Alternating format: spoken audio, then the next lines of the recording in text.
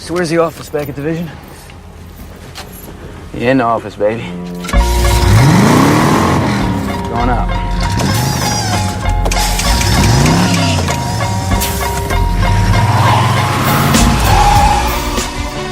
What's up, Buckeye Nation? You're tuned in to the Buckeye Cast. Sets, fires, touchdown, Garrett Wilson. Wow! In the end zone. Oh, what a catch! Jeremy Rucker, give me that! Fields to throw, steps up, delivers deep down the field. He's got a receiver. Olave, touchdown, Buckeyes! Now here's your host, Joe Warwick. The Ohio State Buckeyes.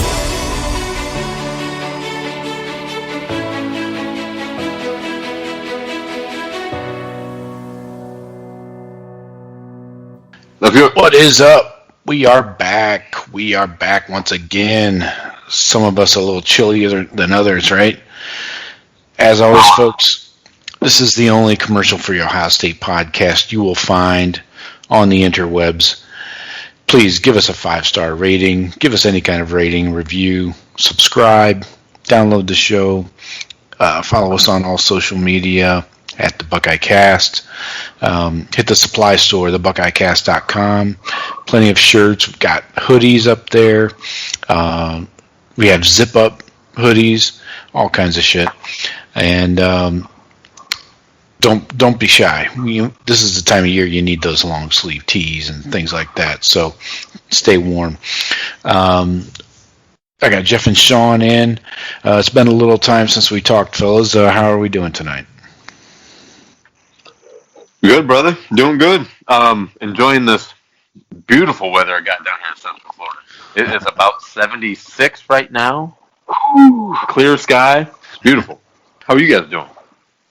Not as good as that. I should have came down. This is our midwinter recess, and my kids don't have school, and I know a bunch of people are down there. They had a perfect week because it sucks up here right now. It's a bunch of snow on the ground and cold. Forecast is cold. It's crazy what the country, pretty much the whole country, is going through with the weather. Dallas is frozen. Snow in New Orleans. I mean, it's crazy, but it's like we're in our own little pocket down here. Yeah. America's dick. America's dirty dick. Yeah. dirty down here. People are crazy down here. People are wilding. So this time of year, you guys are, I assume you're sipping on something brown in your glass. You guys been hitting the brown stuff lately? Yeah. I'm still enjoying. I got another bottle of the Angel's Envy. Really like that. Really nice and smooth, nice and easy. Had a bottle from a customer over the holidays. I finished off early January, but I don't know, a lot of Bullet. When I've been out, been finding a lot of Bullet, been riding with that. Had some really good bourbon in Reno a couple weeks back at a distillery there. Good stuff. The Depot, that's what it's called, Depot Distillery in Reno. Cool. Henry, what about you? No, it's February. I do not imbibe in February, so nope, nothing. Okay. I got to. It's a dry, cold, miserable winter for Shawn. So why not make it worse? By choice. Oh yeah. So I had this 17-year Eagle Rare. That shit was awesome, hands down. One of the better bourbons I've ever had. $45 an ounce. I did 1 ounce. A bottle sells online for $1,800 to $2,000 plus, depending on where you get it. Definitely was awesome. It's part of that Buffalo Trace antique collection that they put out every year. It's really fun. I don't. Sorry, Joe, but at those prices, I don't know if I know enough to appreciate it enough. You know what I mean? Like, I don't think I've had enough of that type of, enough bourbon to really appreciate it. Well, see, you got to come over here and belly up to my bar, and we can put you through the paces. I'm getting through pacing motherfucker. We can make that happen. Yeah, I'm coming down. I It's got like a 2 training empty camp. stools. It's showing spring training in Florida. Get here, bourbon training. It's Suit up. March Madness. Yep. Pitchers and catchers. T's and C's. It's T's not- and C's It's not report. that kind of. It's not that kind of party. T's and C's. But yeah, that 17-year Eagle is awesome because their normal Eagle is a 10-year, but the 17 just another level. I love the 10-year, but the 17 because it's so hard to find. That's why it's so expensive, and it's just so much smoother and more flavorful in my opinion. But anyway. Yeah, just on top of it though. But to Jeff's point, it gets to a point where what's a $45 ounce worth to you? Like okay, it's really good, but is it that much better than the? Again, those to me are like one-offs that you try maybe just to have it, but Right. Yeah. Well, exactly. yeah, I'm not going to pay $1,800 for the bottle, but I'll pay $45 to taste it. Yeah, I got you. Yeah. I understand that there. I'm never gonna spend $2,000 on a freaking bottle of bourbon. You know. If you get more depressed every time you make a drink. You're like, oh god, there's less. Right. That's like so depressing. Like $2,000, you just like see it lit on fire, burning Well, slowly. It's like a financial mind game that you're playing with yourself. I could have sold this before I opened it, for full retail, or I could, nickel and dime myself to death. or you make some bad decisions and drink half of it, and it's like having $1,000 bar tabs. Like, oh, Exactly. shit. Exactly. I didn't even get laid No, I didn't even leave the house. In your living room. right. Yeah. So. I got you. Oh, so let's see. It's been about a month or so since we talked to the people. Tonight, I just want to quickly touch on the NCAA dead period getting extended and what that means for the Buckeyes, and just voice my displeasure basically with the NCAA, and not just them, but we'll get into it. And then we want to touch on some coaching changes. We put an old man out to pasture, which was much needed. And then we definitely want to pile on the team up north, not just their coaching changes, but another QB bites the dust. Their general ineptness at developing NFL talent. Yeah, well, especially at the QB position. They're solid in other areas, but yeah. So quickly, National Signing Day came and went for the Buckeyes. Really, no fireworks at all. We really were just waiting on JTT out of the state of Washington, and it looks like we're going to be waiting a lot longer. The NCAA just yesterday decided to extend the dead period through May 31st. The rumor was just a week ago that they were going to enter a quiet period starting April 16th, where you could players in high school could do visits, but they were like cut down on the, I don't remember all the details, but they could physically do official visits. And that was the key. And now the dead period has been extended, and that's been kiboshed. So NCAA is just pulling things out of their ass. There's no solution. There's no it's just basically kicking the can down the road. There's no plan in place whatsoever. Meanwhile, I do need to say, Division II and III football is wide open for visits.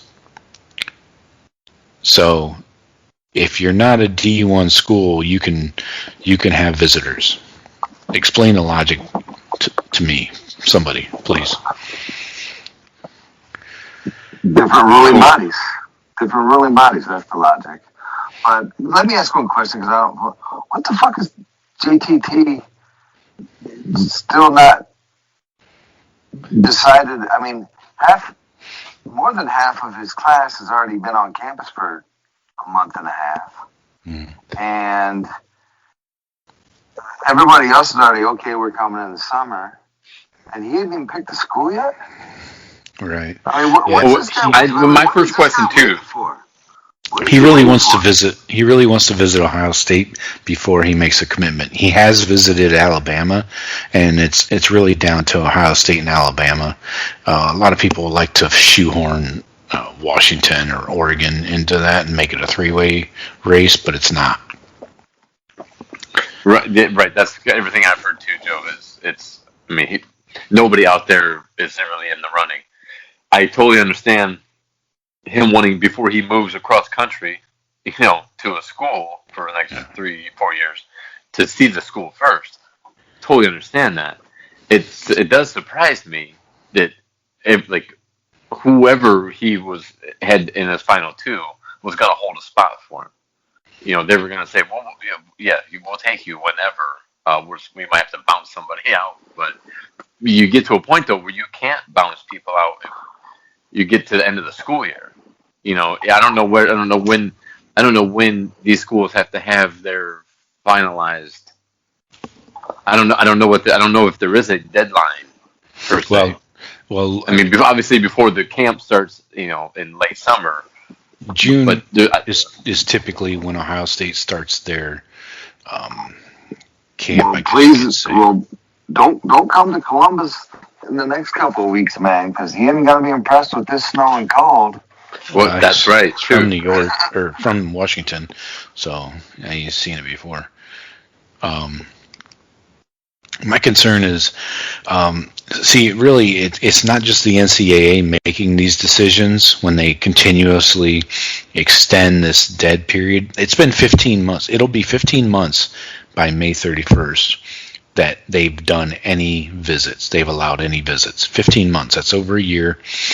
And the thing is, a lot of these people on this council that are voting to extend or not extend the dead period are university ADs and commissioners of some shitty conferences. Yeah, I read the list. I looked at the list today on Twitter. What the fuck? I never heard of half the schools, and I'm being completely honest. Right. Never heard the name of those schools before. There's a couple initial schools. I still don't know what it is. I don't know why those people are dictating how Division I collegiate football is being run.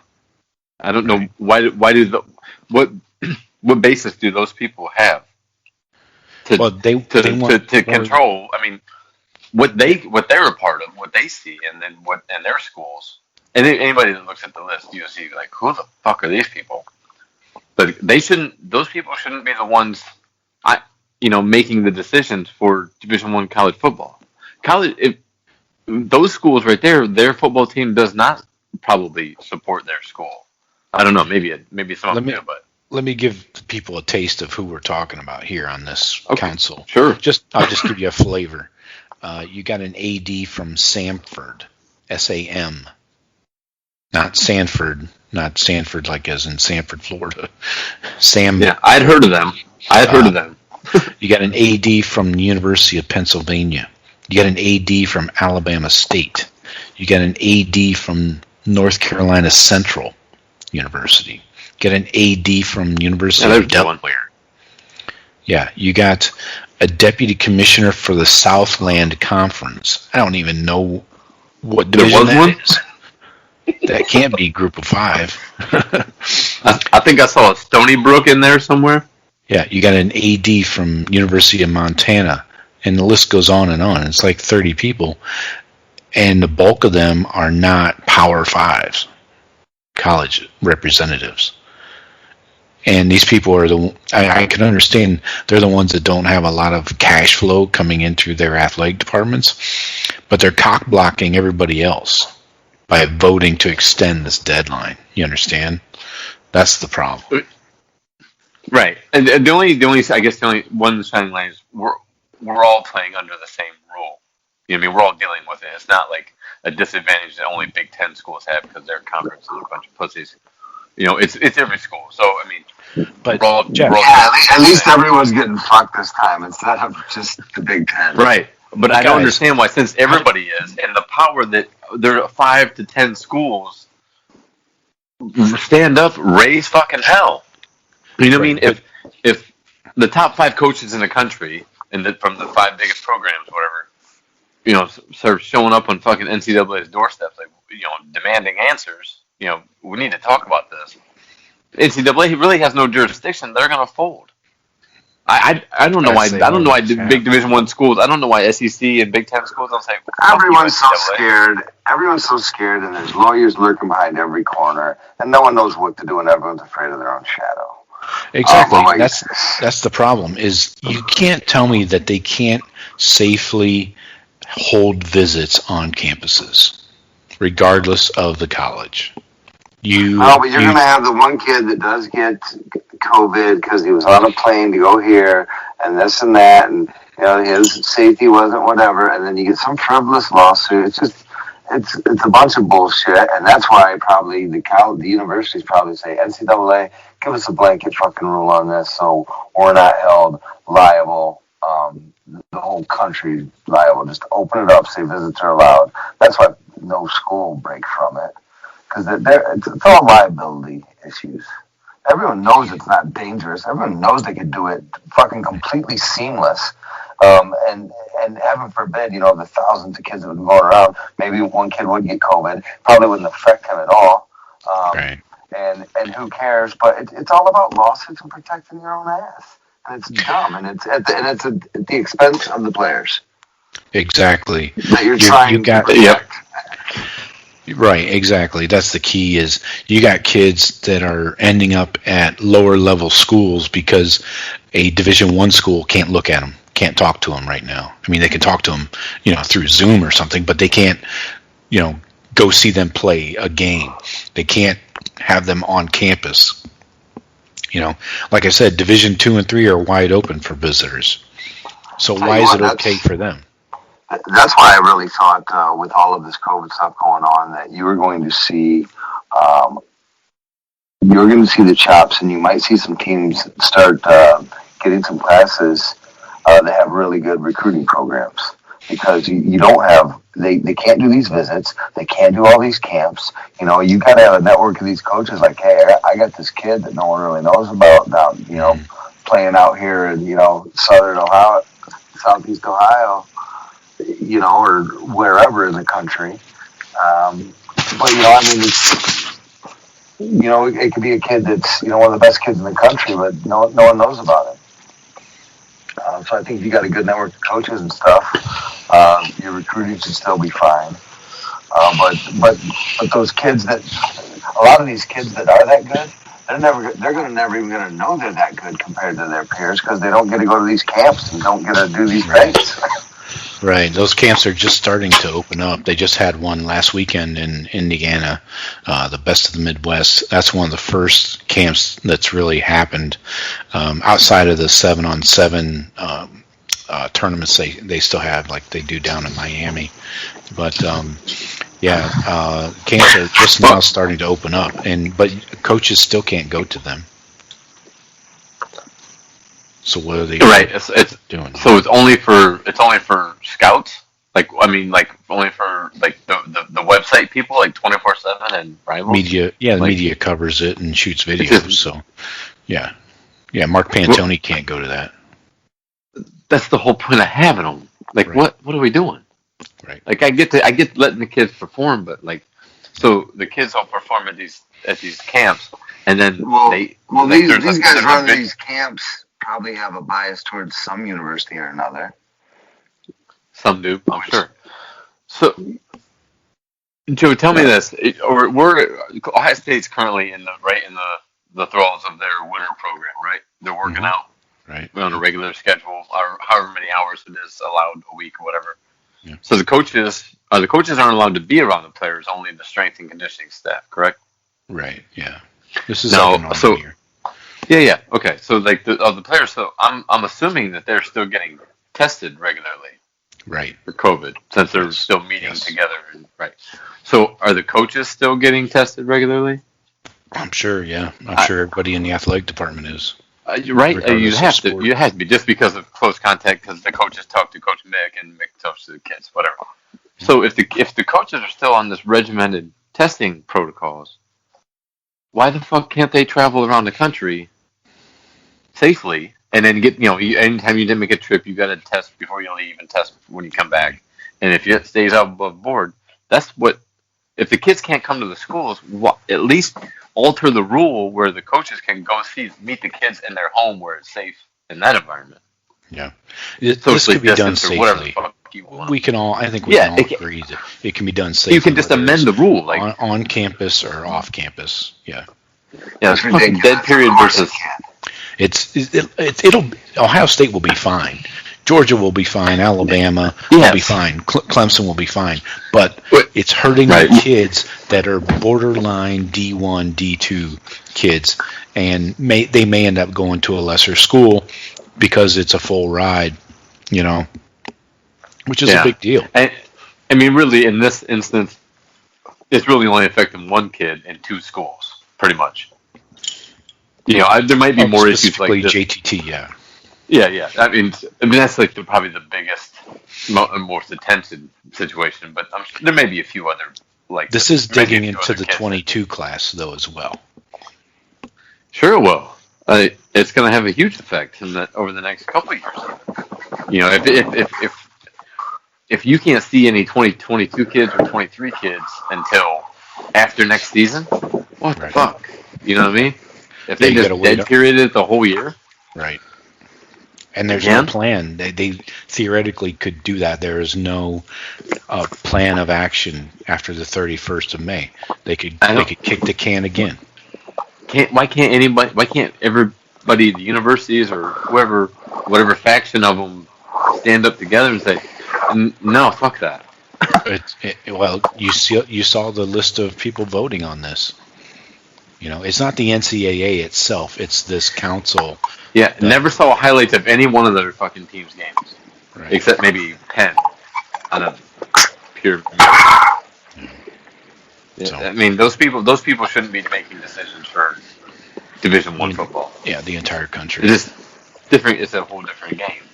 Mm-hmm. Power 5 versus those fucking weirdos.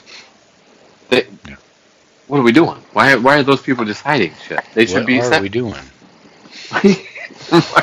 What are we doing? It's just one more thing that leads you down the path of the Power 5 breaking away from the rest of the, the rest of the scrum. Very, it just not to mention the playoff and stuff like that, but pretty soon somebody's going to have to just tell the NCAA, no, we're not going to follow your rules. You don't mean shit to me in football. Yeah, we're gonna talk about that. It's coming. Upcoming show. The day is coming for the NCAA. In an upcoming show, we need to talk about maybe 2 separate playoff scenarios. What is that? I'm sorry, I can't hear. That's Shawn's digging that groundhog hole out.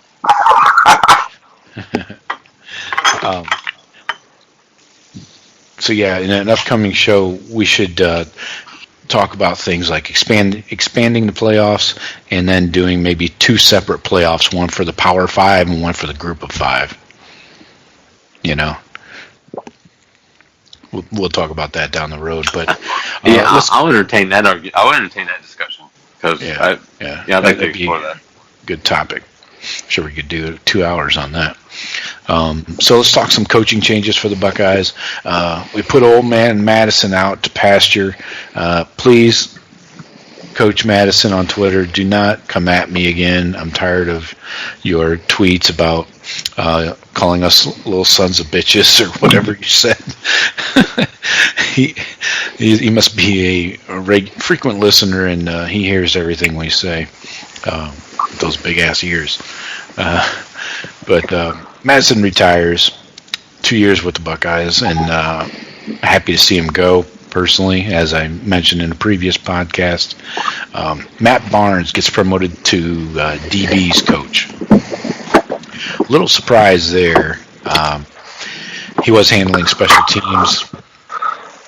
And Parker Fleming, a quality control guy, is promoted to special teams. Any takes on these hirings, movings? A lot of promotion from. I think you give Madison a bad rap. There you are, Shawn. There we go. Why didn't he suck the year before? I mean, outside of he had a lot more dudes in the secondary, but Combs came in, and that shouldn't have been an issue. I think we're hiding, putting a lot of false blame on Madison. I'm not saying he was a great D coordinator by any stretch, but he was good enough on our team that we had one hell of a defense the year before. So I don't know, and then Combs and him calling plays on defense was a problem. So I'm fine to see him go. I like bringing some younger guys at those positions, but I'll believe that our problems are fixed when I believe it. Okay. And it ain't a talent issue. We still got more talent than most teams out there. Right. I agree. It always looks bad when you play 4 linebackers against Alabama. That's not a solution that's going to win. Jeff, what do you think about Matt Barnes being promoted and then Parker Fleming being promoted? So a lot of promoting from within. I do like that. Versus outside hiring. Ryan Day feels comfortable enough. He feels comfortable enough and he has a hold of the program like a CEO type head coach does, where he feels confident enough in the people that have come up, and he sees probably seen progression, and he's like, they're ready, they deserve it, and they'll keep them, keep the family together. So I like it. I think Matt Barnes worked with the secondary with Combs this year. Right. I don't think he's coming in straight fresh to it, but I don't know. Parker Fleming, honestly, I don't know anything about the guy. I never heard his name before the announcement came. So, if he started quality control and has earned his way onto a coaching staff, good for him. He probably fucking worked his ass off to get it. So he has been a full-time coach in the past in some smaller, shitty schools. Okay, like a position coach. Yeah, so maybe he wanted to go big time, so he had to take a step down for a year and then build himself up. Yeah, you guys could be a lot of different scenarios. You guys think it's good to move the DBs to somebody besides Combs, where Combs is kind of spread a little thin by being co-DC plus DBs coach last year? You think it's best to kind of give him just the DC title and let him stick with it? I say yes. Sorry, Shawn. Let me say. I say yes. If you need him, if he's going to be your D coordinator and it's going to be his defense and he's making the calls, get him away from instructional. I mean, he needs to oversee all the position groups. But we don't need Combs. We don't need Combs fighting guys on technique and drills when he needs to be looking at the overall scheme.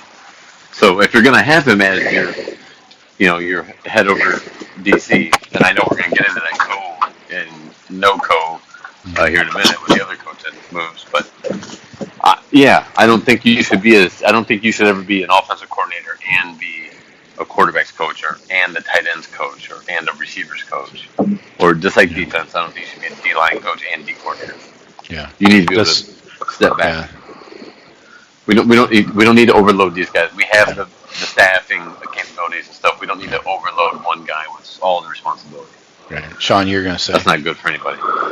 Yeah, just again, what I said earlier is we'll see. I mean, Kerry Combs was obviously a great secondary coach in his day. Maybe he still is. I don't know if he's a good defensive coordinator.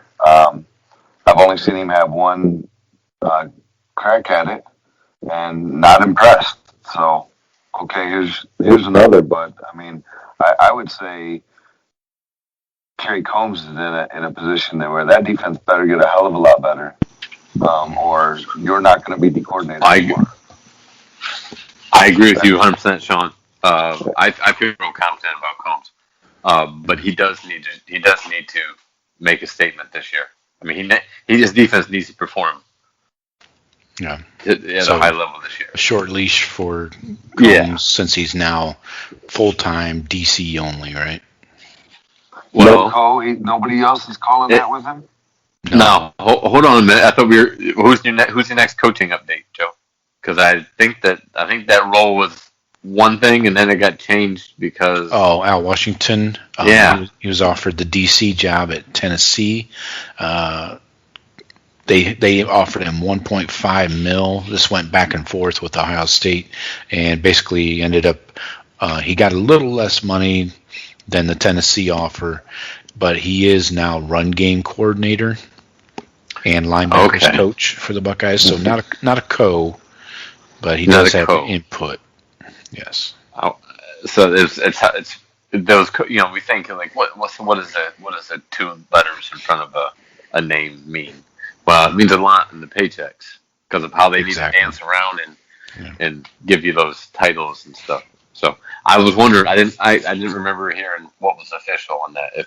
Well, they haven't released anything official regarding Al Washington's promotion or anything. Right. But it has to be something in addition to linebackers coach in order to get him up. I think they got him at like 1.2 mil, maybe.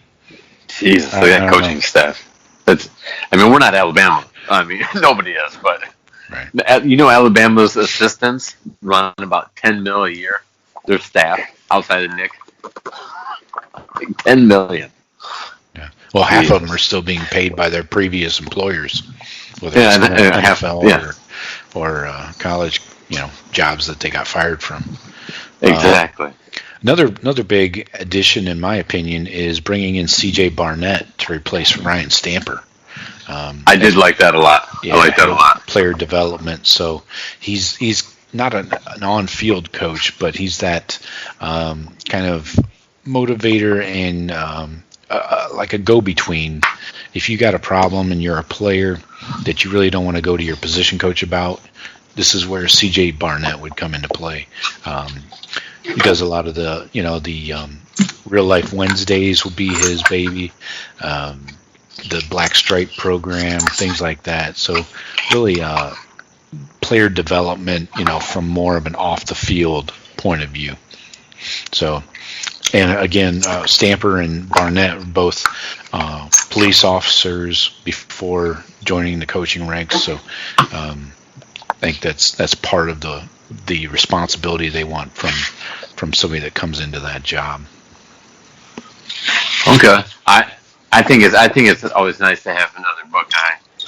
He was a Rose Bowl champion. I don't know if he was all Big Ten. I'm sure he was a senior, but he was a stud. I love C.J. Barnett.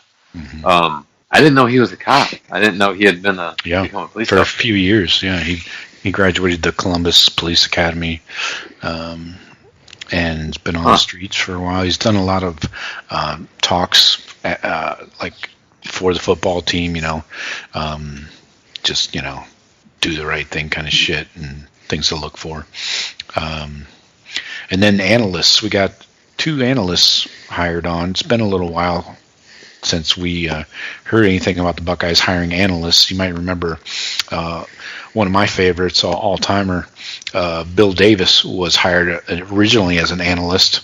Then Herb promoted him to linebackers coach, and the rest was just history. I mean, what dark history, but it was history. There. I mean, yeah, you hire your best man. Was that when Fickle left and took the Cincinnati job? It was after that. It was that 17 season, something like that. It was like 2 years he was there. Anyway. Yeah. Anyways, we still put out NFL linebackers. Well, yeah. Weird. Even though that was the year That was before Shiano came on board, and we had Shiano and Grinch in 2018. And that defense was trash. So Bill Davis might have been, fluttering in between those years. Do we still have Shawn? Yes. Okay. Yeah. Okay. Any takes, Henry, on these analysts? Paul Rhodes, he's a former head coach at Ohio State. No, I don't even know what they do. What are they analyzing? Well, Paul Rhodes is defense. So as an analyst, you can't do any coaching with players. You can't be like up in practice, on the field and shit. So you're just looking at the tape and saying, "Hey, this is what I see. Maybe you should try this." And you're scheming, yeah. And you don't ever get to interact with. It's purely data driven. You don't get to interact with the coaches or with the players at all. You're kind of coaching the coaches, actually, yeah. Wow. Scheming, you're probably doing a lot of down the field or down the road scouting, on teams coming up, so yeah, really scheme oriented.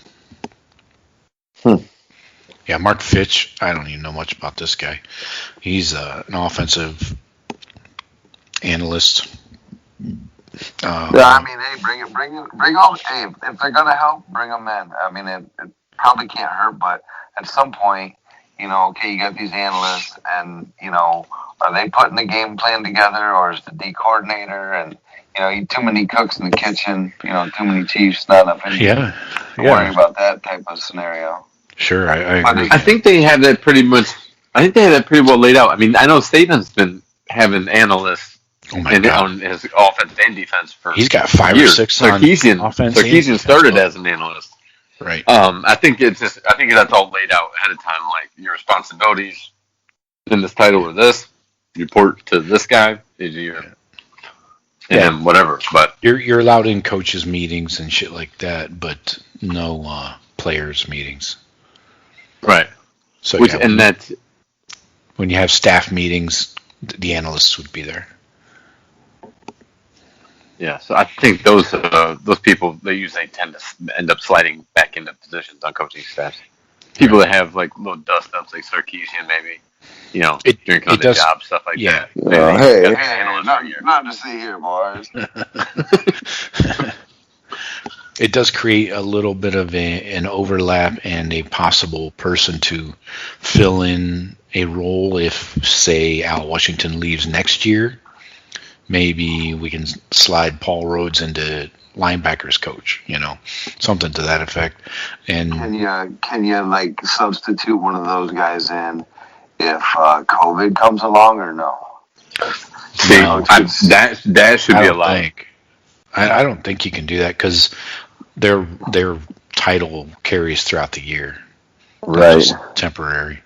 Okay, God forbid the NCAA uses some nuance and deals because it's a fucking pandemic and their bullshit rules are making people sit out games anyways. God forbid they change anything, midstream and pivot.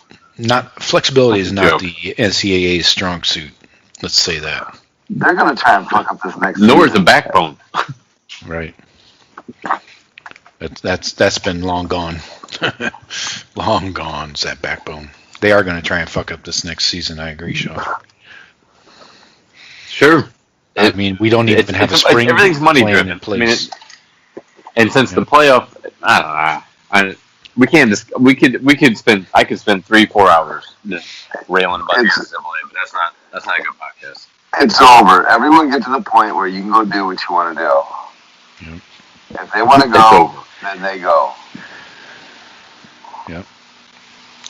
So on a bright side, let's talk about these Team Up North coaching changes. Shawn, how do things look up there?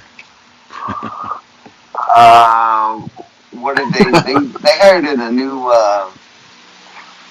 some new offense or no some new defensive guys.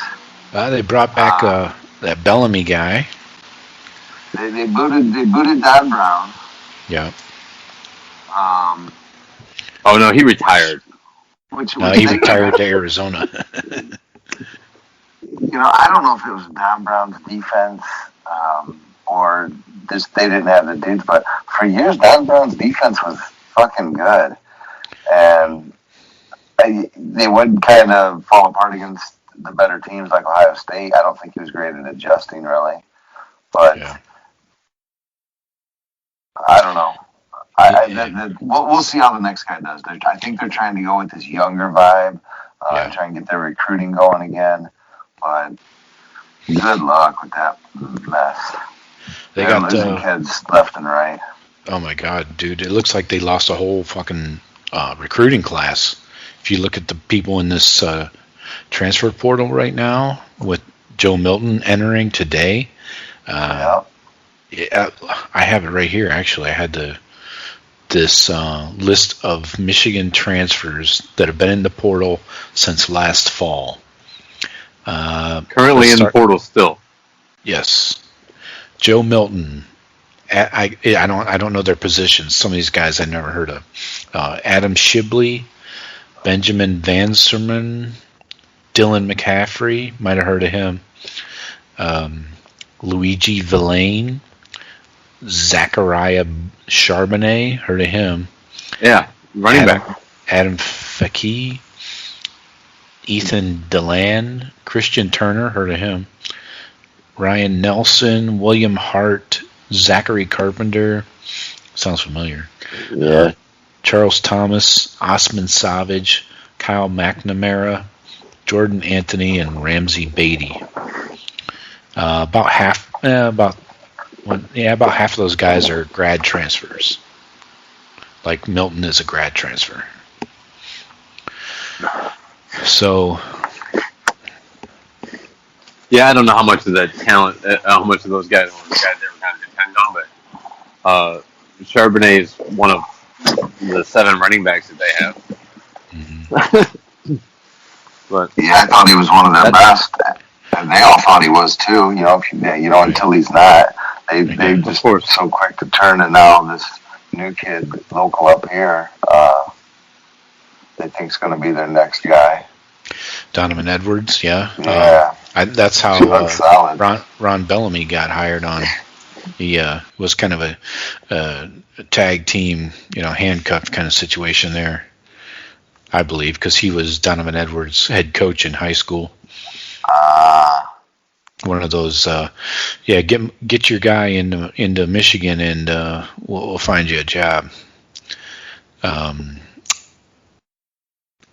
Odd. I'm looking at this right now. So Harbaugh has declared himself quarterback's coach. What could go wrong there? Why not? Psycho. It's worked well so far. I mean, Jesus. Josh Gaddis, OC. I still can't believe he's still there. OC and wide receivers. It's only like second year or something, right? Third year. I thought Speed and Space was like 5 years ago. No, it just feels like it. Speed and Space? There's so much speed and space. It was like 5 years worth. All the speed was like getting out of there. The kids that come back, that could come back, they're like, "Nah, we're going." And then I think they said it too loud, and they said it too loud in the locker room, and the defense overheard it, and they said, "Yeah, there's a lot of space when there's speed against us." Yeah. And I mean, they had kids like Nico Collins like, "Nah, let's go get ready for the draft. I'm not playing with you guys anymore." Yeah, this is no fun. Jay Harbaugh, Coach Jim's son, comes back to help with special teams and tight ends. Who's this S. Moore guy? So you named 3 coaches, Joe, and they're all double dipping positions or job titles. Right. I don't know whatever. Harbaugh can only find a few good men. Is that it? Exactly. Those who stay will be champions. Sharon Moore, never heard of this guy. He's co-OC and offensive line. They let Ed Warner go. Ed Warner's now down at FAU. Right. South Florida. Was so strange because when it was going through the whole fire Harbaugh phase up here, Right. You would look and hear from all Michigan fans, and it was like Ed Warner was like the only coach on the entire staff that they would want to keep. And now that Harbaugh stayed, it's like he's out and they're happy about it. It's weird. Like I said, these uninformed fans. I think that's a loss. I think Ed Warner as a line coach is a nice job. He's a terrible recruiter, but he's a good developer. Look at how many O linemen he's put in the NFL. I mean, he's put Michigan O linemen in the NFL. Yeah, a bunch last year, like 4 of them from not this past season, but 2 and 4. Ruiz and all those guys. Yeah. Yep. So then we move on to Mike Hart comes back to the AA, and everyone's excited about that. I'm sure they're pumped. And then, like I mentioned earlier, Ron Bellamy is wide receivers, which he didn't even play. Not sure how that translates. Well, it's pretty cut and dry, isn't it? Did he play receiver? Yeah, he did. I think he did. But anyways, so that's your offensive coaching staff. Defense, they bring in from Coach John Harbaugh at the Ravens. He hands off his buddy Mike McDonald, the linebackers coach. This guy thinks he's a fucking piece of work. He's like 35 years old. So like you mentioned, Shawn, they're going with the younger wave of coaches. We'll see how effective it is. This Mike McDonald guy looks like he fucks. So watch out, ladies of Ann Arbor. They got a bunch of guys I've never heard of. D-line coach Shawn Nua, linebackers coach Brian Jean-Mary, safeties coach George Hilo, and defensive backs coach and co-defensive coordinator Maurice Linguist. I know Linguist was with the Cowboys as like a DB coach recently. Everyone's talking about this Linguist like he's the man. Yeah. He's the only one that I'm even remotely aware of. And I think they're saying like on recruiting stuff that he's good at that. Mm-hmm. I don't know. I'm not impressed yet. But right now, the battle, and I'm sure all of those guys you just mentioned are softly up the ass of Will Johnson up here in Detroit. That's the number one corner. Yes. Yeah. Where's he leaning? Have you heard? Yeah, back and forth. To me, it's, I don't know. To me, I think it's between Ohio State and Michigan. Grosse Pointe South, right? Yeah, which is, just north of Detroit, east side. Yeah. Nice place. I got 4 crystal balls for him to Michigan right now. His dad's legacy there. Yeah, that's right. I think everybody was thinking he was going to go to Ohio State, and then Michigan fired Don Brown, started getting these new guys, so he maybe held off, and I think Michigan got back into it. But then I hear people saying that USC's still strongly involved. And because his one buddy that they were talking about a package deal, that Damani, whatever. Jackson, that they wanted to play together, and I think that Damani's going to USC, or I don't know if he's committed yet. He is committed, yep. So who knows? Now the pipe dream of these guys is that Will Johnson goes to Ann Arbor, and Damani Jackson flips from USC and comes to Ann Arbor too, and they get them both. Yeah, let's not get out over our skis, literally. Yeah, right. Or our snowmobiles, or whatever you're riding on. I don't know about that, folks. I wouldn't be surprised if they bring in the legacy, though, in Will Johnson. He's a good-looking kid, 6'3", 190. He's a 9.937 on 24/7. So, he's a stud. Would love to get him in the Scarlet. Love to get him. Yeah, for sure. And I think he'd have a chance to, come in and get some playing time. I think the guys we got coming in right now are going to be solid. They're going to be pushing here soon for playing time. If we get this kid coming in behind them, I mean, Yep. we could have 3 studs again at playing corner. Exactly. So, yeah, you can never have too many DBs. We learned that lesson the hard way this year. So, anything else you guys want to touch on before we cut them loose? No, I don't know. You got the draft coming up. Where does everyone think Fields is going here? Oh, God. Dude, it's the silly season. When is that draft? A couple months, yeah. Is that End of April? Yeah. Usually end of April. Yeah. I don't know. I think it's a real possibility that he goes forward to Atlanta, which would be cool for him. I'm sure he'd like to be home, playing. Yeah. But trades. The trades are what you can never predict if somebody's going to jump from 8 up to 2 or whatever the fuck. So, I mean, I could see where Justin Fields fits.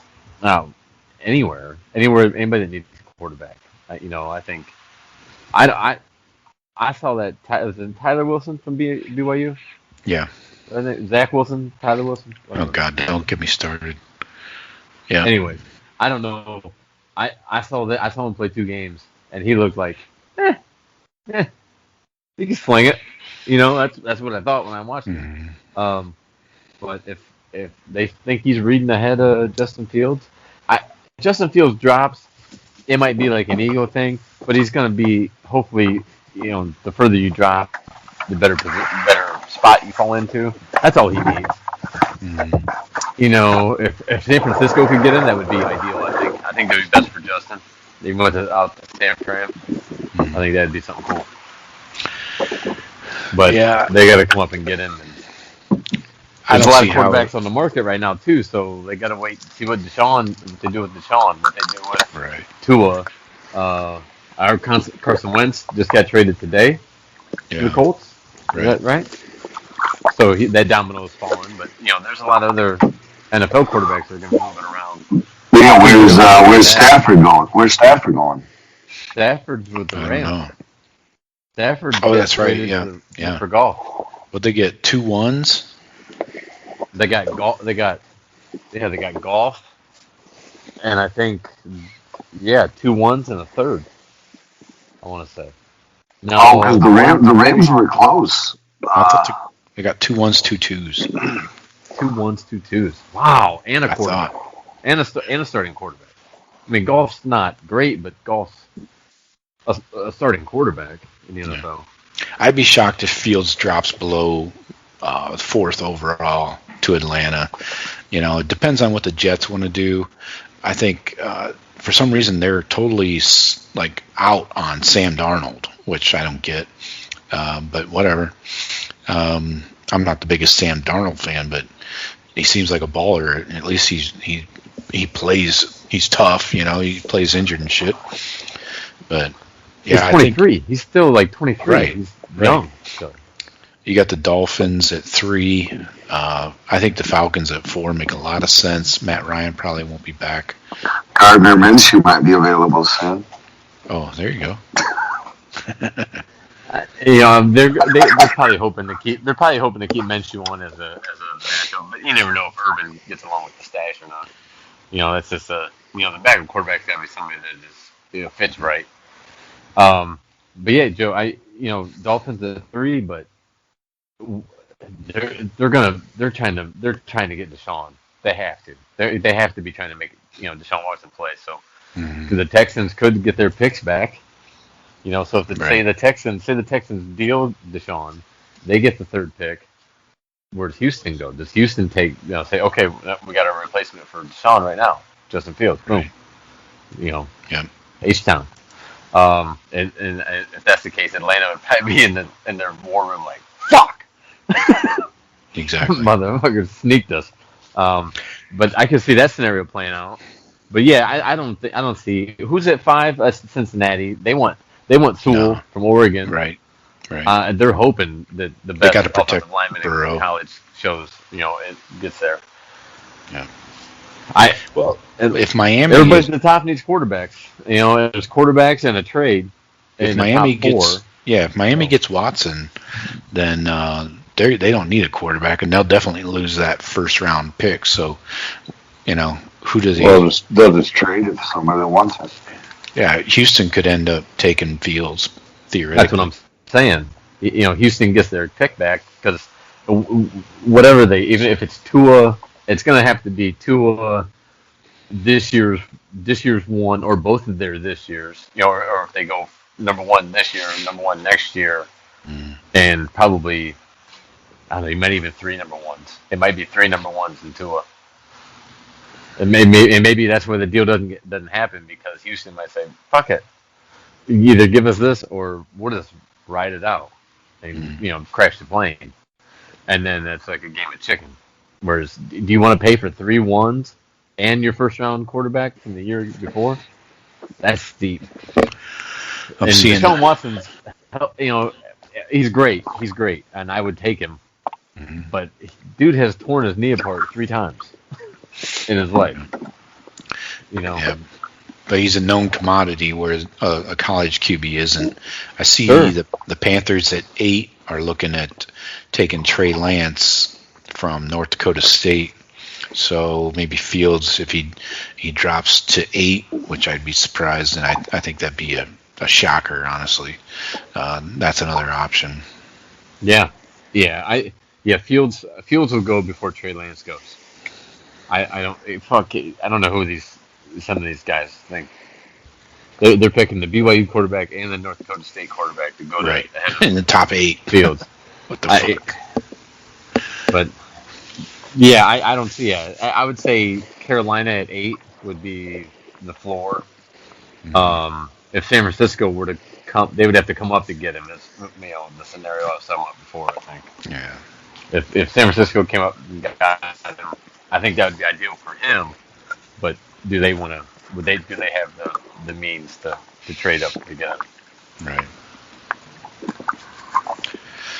All right. Well, let's see how it plays out. I'm sure we'll have another show before the NFL draft. We can see how things are going, and Buckeyes will have a pro day before that. I don't think. I think Fields might be the only Ohio State first round pick. I don't know. Ooh. I think for some reason I think Wyatt Davis falls to picks 33 to 35. I'm going to go through some mock drafts and I might have a debate for you on that one. I might want to throw some money down that line. I'll make first round picks for Ohio State. I wouldn't bet it. I'm just saying. I think Wyatt Davis will be a 10-year pro at least. Healthy. He's just going to be a guy you plug and play starter from day one or whatever. Right at left guard. But I don't know. For some reason, I just think that maybe this year is just weird. I just think Fields ends up being the only number one. Not to say that Davis doesn't deserve it. I think he does, but I'll check my bookie and see what kind of odds they have on colleges and their number 1 draft picks. I'll come back with those for our next show. I wouldn't mind hearing them. we might be able to get down. Yeah. They'll at least have the quarterbacks and how low they'll go. What pick overall. So I'll have. I know there's definitely going to be an over/under on quarterbacks in the first round. Yeah. And I think that number's 4.5. Okay. I'll have those ready. We'll do a little NFL guesstimation. Yeah, a little draft day prop bet. All right. All right, boys. Thank you, everybody, for joining us. As always, hit the supply store, thebuckeyecast.com. Follow us on social media. And stay warm. Try something brown in your glass. Thank you, Jeff and Shawn. Appreciate you joining us, as always. No problem, brother. All right. Talk to you later. Later. See you. Go Bucks.